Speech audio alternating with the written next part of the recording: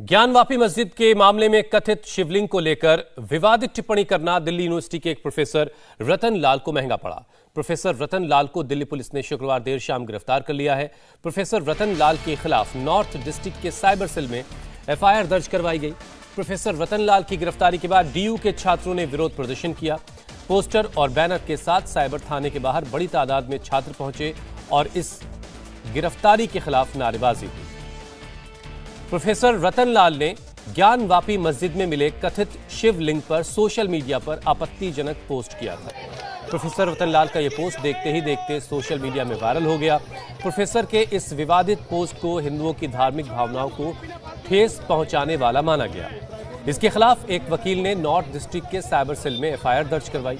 इस मामले ने तूल पकड़ा तो प्रोफेसर ने अपना पोस्ट डिलीट कर दिया, लेकिन तब तक काफी देर हो चुकी थी।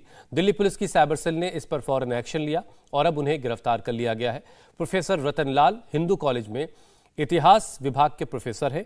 इसी मामले में प्रोफेसर रतन लाल के खिलाफ कानपुर में भी एक केस दर्ज हुआ है। प्रोफेसर रतन लाल के खिलाफ साइबर क्राइम पुलिस ने आईपीसी की 2 धाराओं में केस दर्ज किया है। पहली धारा 153A, जिसके तहत प्रोफेसर पर आरोप है कि उन्होंने धर्म को लेकर अपनी टिप्पणी से अशांति फैलाने की कोशिश की, जबकि दूसरी धारा है आईपीसी 295A। इसके तहत आरोप है कि रतन लाल ने धार्मिक भावना को आहत करने की कोशिश की। विवादित पोस्ट को लेकर जब इंडिया टीवी ने प्रोफेसर रतन लाल से बात की तो उन्होंने साफ साफ कहा कि उन्होंने सिर्फ अपनी राय दी थी। किसी की धार्मिक भावना को ठेस पहुंचाने का उनका कोई मकसद नहीं था।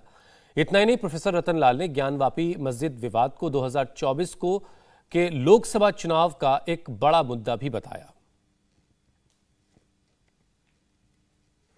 आपके मुताबिक इससे धार्मिक भावनाएं आहत नहीं होनी चाहिए, जो आपने लिखा नहीं होनी चाहिए थी। इस पे बहस होनी चाहिए थी और इंटेलेक्चुअल्स को मीडियावलिस्ट बुलाते हैं, मीडियावल इंडिया की हिस्ट्री के जानकार बुलाते, आर्ट हिस्टोरियन बुलाते, उसमें आर्कियोलॉजिस्ट बुलाते। और दूसरी बात कह रहा हूं, काटिएगा नहीं कि अगर आप डिगिंग कर रहे हैं, एक्सकवेशन कर रहे हैं ना, तो थोड़ा और ज्यादा डीप करिए। हो सकता है नीचे बौद्ध विहार भी मिले, उसके नीचे। मैं एक जगह मैंने बोल दिया कि क्या है एक जर्नलिस्ट को कि ये फवारा है या लिंग है, आप बताइए। मैंने कहा कुछ नहीं, ये राजनीति है, 24 की तैयारी हो रही। नाराज हो गए। तो आपके मुताबिक ये 2024 के चुनाव की तैयारी है, डेफिनेटली, इसलिए हवा दी जा रही है। हाँ डेफिनेटली, ये पूरा 24 का चुनाव है। अब उनको सेंटिमेंट हर्ट हो गया, आप क्या बताइए क्या करें। मेरा ओपिनियन है ना, आप माने ना माने अलग बात है। तो उनका सेंटिमेंट हर्ट हो गया। या भविष्यवक्ता नहीं है तो साधु मौलवी या पत्रकार ही खाली भविष्यवक्ता होगा। इतिहास हम लोग पढ़ते हैं इसे झाल बजाने के लिए। प्रोफेसर रतन लाल के वकील ने कहा कि उनके मुवक्किल को साजिश के तहत गिरफ्तार किया गया है। उन्होंने ऐसा कोई गुनाह नहीं किया जिसकी वजह से उन्हें गिरफ्तार किया जाता। देखिए, मामला ये है कि एक झूठा मुकदमा उनके खिलाफ दर्ज किया गया और मैं ये एफआईआर पढ़ रहा हूँ, तो इसमें कोई भी ऐसी बात नहीं लिखी है जो कॉग्निजेबल ऑफेंस है। इनके कंप्लेंट में ही कोई कॉग्निजेबल ऑफेंस बनता ही नहीं है। उसके बावजूद भी अगर इस झूठी कंप्लेंट को सच्चा भी मान लिया जाए तो जो धाराएं लगी हैं 153A और 295A, वो ऐसी धाराएं हैं जिसमें अरेस्ट किया ही नहीं जा सकता। पुलिस को ताकत ही नहीं है। और ये सुप्रीम कोर्ट की अरनेश कुमार जजमेंट का कंटेम्प्ट है कि अगर कोई पुलिस अधिकारी ऐसे किसी मुकदमे में अरेस्ट करता है जिसमें 7 साल से कम सजा है, तो वो अरनेश कुमार की जजमेंट यानी कि सुप्रीम कोर्ट का कंटेम्प्ट है। सुप्रीम कोर्ट ने ज्ञानवापी मस्जिद के मामले को वाराणसी की सिविल कोर्ट से जिला कोर्ट को ट्रांसफर कर दिया है। साथ ही अपने पिछले ऑर्डर को भी बरकरार रखा। अब ज्ञानवापी मस्जिद है या मंदिर, इसका पता तो वाराणसी की जिला कोर्ट को लगाना है, लेकिन ओवैसी अब भी मुसलमानों को भड़काने का काम कर रहे हैं। कह रहे हैं कि किसी भी कीमत पर मस्जिद का कैरेक्टर चेंज नहीं होना चाहिए। फाउंटेन 500 साल से प्यारे, क्यों अल्टरनेट अरेंजमेंट? जांच का विषय में स्पष्ट हो गया है कि यह ढांचा मंदिर की दीवार पर है। बेशतर मस्जिदों में आपको हौज में ये फव्वारा मिलेगा, मगर कोर्ट ने कम से कम वो जज साहब से बड़े जज साहब को ने भिजा दिया। 91 का एक्ट ये बोलता है कि 15 अगस्त 1947 को मंदिर, मस्जिद, गिरजाघर जो है वही रहेगा, किस्सा खत्म, पीरियड। सुप्रीम कोर्ट का फैसला आ गया। मामला देश की सबसे बड़ी अदालत से वाराणसी जिला कोर्ट में पहुंच गया। लेकिन ज्ञानवापी पर जुबानी तलवारें मयान के अंदर जाने को तैयार नहीं। मुसलमान ज्ञानवापी को मंदिर मानने को तैयार नहीं तो हिंदू मस्जिद के वजूद को नकार रहे हैं। जांच का विषय स्पष्ट हो गया है कि यह ढांचा मंदिर की दीवार पर है। ज्ञानवापी के सर्वे में मिला यह शिवलिंग है या फव्वारा, इस पर बहस अदालतों में हो रही है तो इस पर जुबानी जंग बाहर भी हो रही है। बेशतर मस्जिदों में आपको हौज में ये फव्वारा मिलेगा। ज्ञानवापी को लेकर किस तरह की सियासी बयानबाजी हो रही है वो आपको दिखाएं, इससे पहले आप जान लीजिए कि आखिर इस मामले पर देश की सबसे बड़ी अदालत ने क्या फैसला सुनाया। सुप्रीम कोर्ट ने शुक्रवार को दोनों पक्षों की दलीलें सुनने के बाद बेहद ही बैलेंस्ड ऑर्डर पास किया। जस्टिस चंद्रचूड़ की बेंच ने मामले को जिला जज के पास ट्रांसफर कर दिया क्योंकि बेंच का मानना था कि जिला जज अनुभवी न्यायिक अधिकारी होते हैं, उनका सुनना सभी पक्षकारों के लिए फायदे में होगा। सुप्रीम कोर्ट की बेंच ने साफ किया कि प्राथमिकता के आधार पर जिला जज ही मामले का फैसला करें और वो ये भी फैसला करें कि ये मामला आगे चलने के काबिल है या नहीं। इसके साथ ही बेंच ने ये भी साफ कर दिया कि तब तक 17 मई वाला अंतरिम आदेश 8 हफ्ते तक लागू रहेगा। मतलब ये कि जिस जगह पर शिवलिंग मिलने का दावा किया जा रहा है, जिसे मुस्लिम पक्ष फव्वारा या वजू खाना बताता है, वो सील रहेगा, लेकिन ज्ञानवापी परिसर में पहले की ही तरह नमाज होती रहेगी।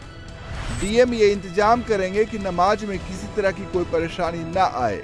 उन्होंने 7/11 की एप्लीकेशन डाली थी, मतलब इसको इमीडिएटली रिजेक्ट किया जाए। तो कोर्ट ने कहा है कि डिस्ट्रिक्ट जज वाराणसी उसको कंसिडर करेगा और जो बाकी चीजें हैं वो भी कंसिडर की जाएंगी। और ये ही 7/11 का मतलब है मेंटेनेबिलिटी ऑफ द सूट का। उनका आधार क्या था? क्या प्लेस ऑफ उनका ये आधार था कि ये suit places of worship act से बार्ड है। तो माननीय सुप्रीम कोर्ट ने कहा कि वो बार्ड है कि नहीं बार्ड है, ये डिस्ट्रिक्ट जज वाराणसी देखेंगे, उस पर अभी हम कोई कमेंट नहीं करना चाहते हैं। और ये जो SLP है पेंडिंग है, ये जुलाई में 2nd वीक में लगेगी। सुप्रीम कोर्ट के आदेश से असदुद्दीन ओवैसी निराश तो हैं, लेकिन उन्होंने एक बार फिर कहा कि प्लेसेज ऑफ वर्शिप एक्ट संविधान का हिस्सा है, इस कानून का पालन होना चाहिए। ओवैसी को अब लोअर कोर्ट से उम्मीद है कि वहां बिना पक्षपात के सुनवाई होगी। 91 का एक्ट क्यों बनाया गया? 91 का एक्ट बनाया गया टू प्रिवेंट फ्यूचर कंट्रोवर्सीज। और हम तो ये उम्मीद कर रहे हैं कि चाहे सुप्रीम कोर्ट हो, लोअर कोर्ट हो, हाई कोर्ट हो, वो जो बाबरी मस्जिद के टाइटल सूट में सुप्रीम कोर्ट ने कह दिया कि 91 का एक्ट भारत के संविधान के बेसिक स्ट्रक्चर का हिस्सा है, हम पूरे कोर्ट्स को चाहेंगे कि उसको इम्प्लीमेंट करें। वो 91 का एक्ट भारत के संविधान का बेसिक स्ट्रक्चर का हिस्सा है, इसमें कोई दो राय नहीं है। सुप्रीम कोर्ट ने मामला जिला जज को ट्रांसफर कर दिया है। अब जिला जज दोनों पक्षों की दलीलें सुनेंगे और तय करेंगे कि ये केस आगे चलने के काबिल है या नहीं। अगर केस आगे चला तो ज्ञानवापी के सर्वे में मिले सबूत और सवालों पर फिर से बहस होगी और सबसे बड़ी बहस उस वजू खाने पर होगी जिसे हिंदू पक्ष शिवलिंग और मुस्लिम पक्ष फव्वारा बताता है। जो शिवलिंग है उसके आसपास 4 दीवारी उठा दी गई ताकि दूर से न दिखे, दूर से लगे कुआं का रूप है, दूर से लगे कुआं का रूप है। तो 4 दीवारी उठा दी गई। उसी 4 दीवारी को हटाने के लिए दरखास्त लगी हुई है। तो जो कि माननीय सर्वोच्च न्यायालय में हमने कहा है कि अभी आगे नहीं बढ़ेंगे तो पर अभी बस नहीं होगी, पर आज नहीं तो कल साबित तो होगा ही होगा। वो फव्वारा है और उसको हम साबित कर सकते हैं कि फव्वारा, अगर हमें मौका मिला तो हम पानी चला के दिखा सकते हैं। ऐसा कुछ नहीं है, वो ठोस जमीन पे रखा हुआ है और सीमेंट का बना हुआ है। हिंदू पक्ष लगातार आरोप लगा रहा है कि ज्ञानवापी परिसर में मौजूद शिवलिंग के साथ छेड़छाड़ की गई, शिवलिंग में ड्रिल किया गया, बाबा के वजूद को मिटाने की कोशिश की गई, जबकि मुस्लिम पक्ष कहता है कि शिवलिंग नहीं फव्वारा है और उसके पूरे सबूत हैं। हमारा दावा 100% सत्य है। एक पत्थर का बना हुआ है, काले पत्थर का बना हुआ है, वह शिवलिंग ही है। और शिवलिंग को विद्रूप करने के लिए, उसकी पहचान छिपाने के लिए वह जो है दो ईंटों को अलग से जोड़िया की गई, जो धर्म हमारे हिंदू धर्म के विरुद्ध है। और हम मुस्लिम समाज से चाहते हैं कि मुस्लिम समाज पुनः हमारे यह शिव जो है ज्ञानवापी को, हमारे विश्वनाथ गिरिश्वर महामंदिर को हमको सुपुर्द कर दे। जैसे शिवलिंग कहा जाता है, तो शिवलिंग के अंदर कोई सुराख वगैरह तो होता नहीं, छेद नहीं होता है, और जब वो जगह तो उसके अंदर काफ़ी अंदर तक सुराख है, उसमें कुछ चीज़ डाली गई तो बहुत अंदर तक चली गई बराबर, तो ये सब भी है। और आप पुरानी जितनी मस्जिदें हैं उन पे आप जाइएगा, इस तरीके की जो पुरानी बादशाहों के ज़माने की, उसमें इसी तरह का हौज़ भी मिलेगा, और उसमें बेशतर मस्जिदों में आपको हौज़ में ये फव्वारा मिलेगा। सिर्फ शिवलिंग ही नहीं, सर्वे में कई और संकेत भी मिले हैं जो चीख चीख कर कह रहे हैं कि ज्ञानवापी मस्जिद नहीं मंदिर ही है, और ये वाराणसी कोर्ट की बहस में सामने भी आएगी। मसलन तहखाने और दीवारों पर हिंदू धर्म के निशान क्यों हैं? मस्जिद की गुंबद के नीचे शंक्वाकार गुंबद कैसे बना? नमाज वाली जगह पर मंदिर के मैप जैसा मंडप क्यों है? मस्जिद के गेट पर डमरू त्रिशूल निशान बताते हैं कि यह मंदिर है। स्टोर रूम के अंदर दीवार पर स्वास्तिक क्यों है? मस्जिद के मुख की तरफ नंदी क्यों है? सुप्रीम कोर्ट ने ये तो तय कर दिया है कि ज्ञानवापी केस की सुनवाई जो है वो बनारस के जिला अदालत में होगी, लेकिन किसी निष्कर्ष पे पहुंचना बहुत ही मुश्किल है। हिंदू पक्ष जहां अभी भी इस बात पे अड़ा हुआ है कि शिवलिंग के साइज को निर्धारित करने के लिए ज़रूरी है कि वहां पे खुदाई की जाए, वहीं मुस्लिम पक्ष इस बात पे अड़ा हुआ है कि 1991 के प्लेसेस ऑफ वर्शिप एक्ट के तहत इस पूरे परिसर में कहीं भी खुदाई नहीं की जा सकती है। अब देखना होगा कि अदालत कौन सा रास्ता अख्तियार करती है जिससे ये पता चल पाए कि वो पूरा परिसर मंदिर है या मस्जिद। कैमरामैन रोहित के साथ भास्कर मिश्रा, इंडिया टीवी, वाराणसी।